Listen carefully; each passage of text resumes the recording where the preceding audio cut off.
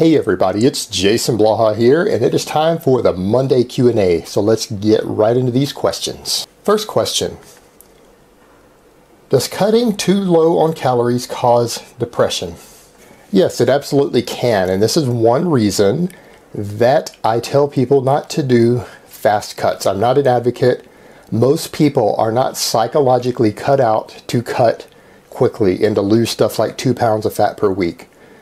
Without even getting into the issues of muscle loss and performance loss and everything else, dramatic caloric restriction for the majority of people, the effect on serotonin, dopamine, a number of other neurotransmitters, and just the overall shifted hormone balance of a hard fast cut is more than most people can cope with. A lot of people crack from depression, they crack from hunger issues and binging. Most people can't do it.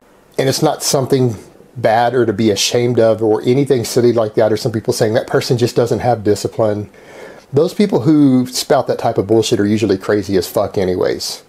So don't worry about what they say. The majority of people are not cut out for a extreme hardcore competitive bodybuilding lifestyle. It doesn't make them lesser people or bad people. Yes, it can cause depression and a number of other emotional and mental issues. So again, cut slow, take your time with it. You will probably be better off in the long run if you do. All right, next question. I've recently started your 5x5 full body workout. From past experiences, I tended to get stronger without muscles growing. In the past, I went from a 50 kilo squats to a 100 kilo squat in 1 to 2 months without any visible muscle growth. The question is, why do you think a person will become stronger without visible hypertrophy?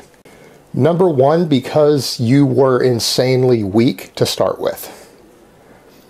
And what you find for the first 4 to 6 weeks of anyone starting lifting weights, they don't gain any muscle, or they gain very, very little measurable muscle. And it is because your body tries to use neural adaptations first. And if you continue to subject it to chronic stress, it will eventually start hypertrophying the muscles. So that's why initially, but after that time period, you should start growing. Now, number two, because you didn't see any visible hypertrophy on a day-to-day or week-to-week basis doesn't mean that you were not growing at a rapid rate eventually. And it's because people who tend to get into training very oftentimes have body image disorders. They suffer from muscle dysmorphia. And let me put it to you this way. I personally suffer from this. I cannot see positive changes in my own body ever. I can't tell if I've lost fat or gained muscle. So much so that when I first started using gear when I was younger, about 6 months after using gear, I still felt like I was smaller than before I started. I actually felt like when I looked in the mirror that I had less muscle than I did when I was natural, even though the scale says I was 35 pounds heavier. And that's very common for people who get involved in serious training. You're not going to be able to assess yourself correctly, and you're certainly not going to assess yourself correctly using the mirror every day. You need to keep measurements, keep body caliper measurements, body part measurements with a tape, and combined with the scale, and that's where you should judge it. Don't judge it by just how you look. Now, other people are going to notice it, but you probably won't notice yourself gaining 6 months or a year's worth of muscle in the mirror.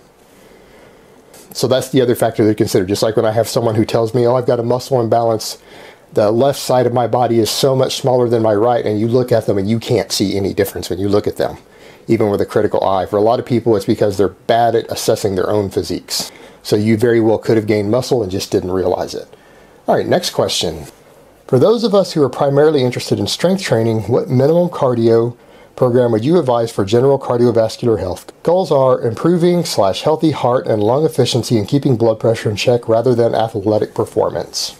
Yeah, if you're just trying to keep up decent cardiovascular conditioning while focusing on strength training, 2 cardio sessions a week will do that. 30, 40 minutes of moderate intensity cardio is enough to reach your goals. You don't need to do anything special here. But 2 sessions a week is enough to maintain basic cardiovascular health. And that shouldn't compromise your training. Just make sure you do it on separate days from your main training, or if you do it on the same days, make sure that you have a lot of carbs, rest, and possibly a nap in between. And if you do it that way, it shouldn't negatively impact your strength gains at all. All right, guys, that's really all I have to say on that today, and I will talk to you guys in part 2.